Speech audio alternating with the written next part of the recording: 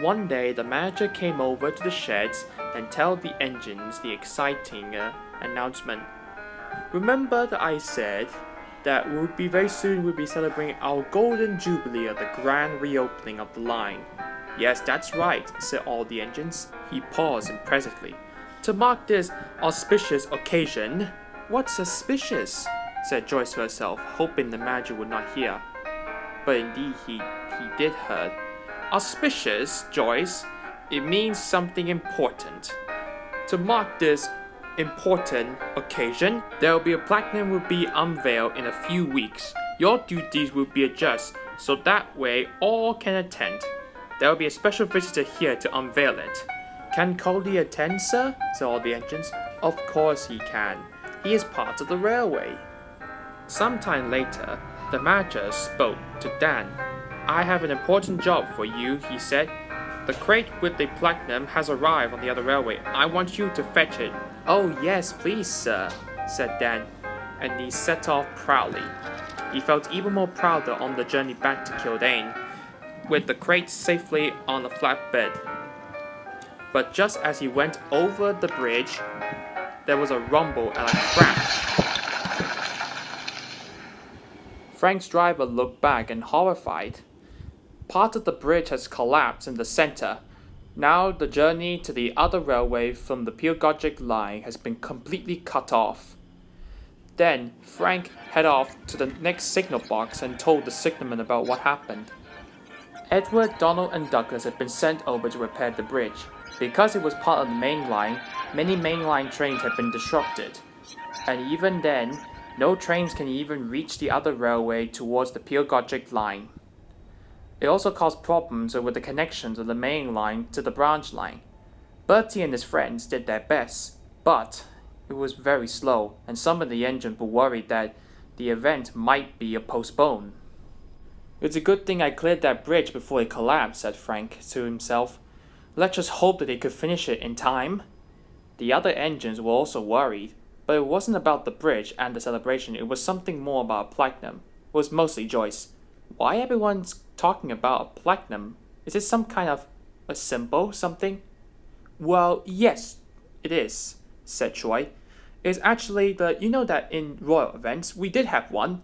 Unfortunately, we kind of lost it.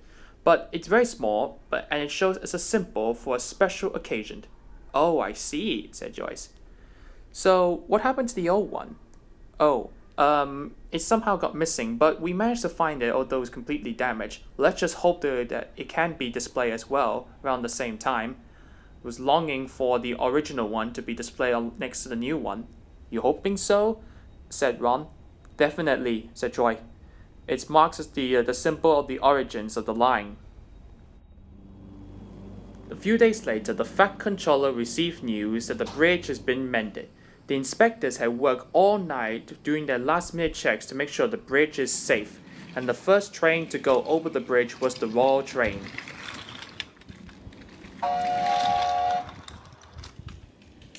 The Royal train glided into Kildane Station. The Fat Controller was also there, and both of them were smartly dressed, waiting for the special visitor.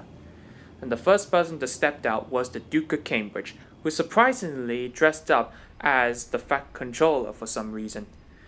I see that we now look a lot like, don't you, Sir Topham?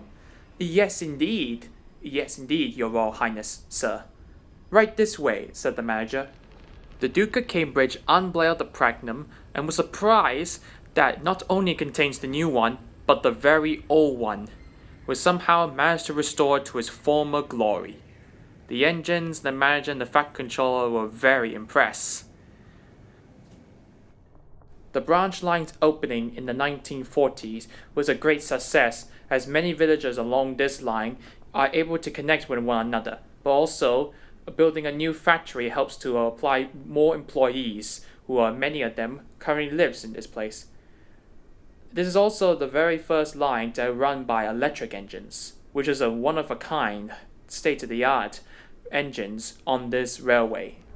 I wish the engines who were running the line back then would be here to attend today, but many of them have long retired when the line was closed in the late 1970s.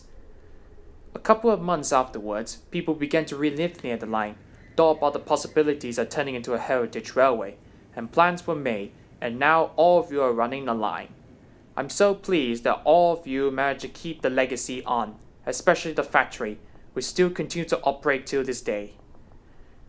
My family had visited there once and had a few funny incidents along the way, which many of them had never expected in a very, very long time. Right, you two? Yes, that's right. Yes, sir. I would like to say a happy Golden Jubilee to the grand reopening of the Peel Godric branch line, and I hope that you all enjoy the next 50 years running this line to the very useful engines of the island of Sodor's Northwestern Railway's Peel Godric.